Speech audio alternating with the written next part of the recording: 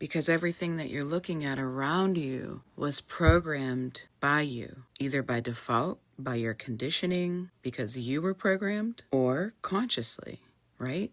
So if you're having trouble with your neighbor, if you're not making enough money, if you and your partner aren't getting along, or you're just having trouble finding love or keeping love, whatever it is, it's AI. Think of if you've used AI lately, like Chat GPT or something of that sorts, you're the one that programs it, right? It gets to know you by the questions that you ask it.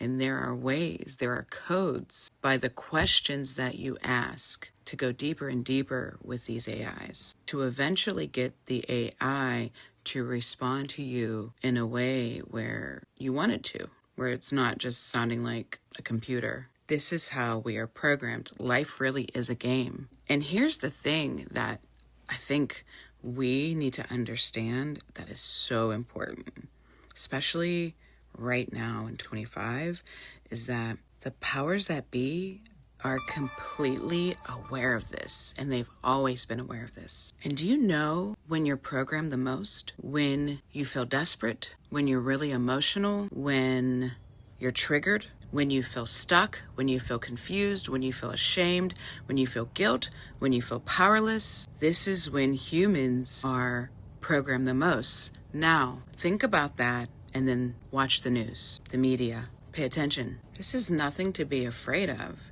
It's just more about knowing your own power, being aware of what they already know, and then deciding where you're going to put your attention, where you're going to place your awareness. And when you understand your own power and you understand that everything's just AI, then you understand that you can change the circumstances by changing your state of being and your awareness, wherever your focus is. And here's another thing too. I think maybe instinctively we are aware that when we feel these lower feelings like shame, guilt, sadness, grief, which, having the human experience, we're going to feel those things.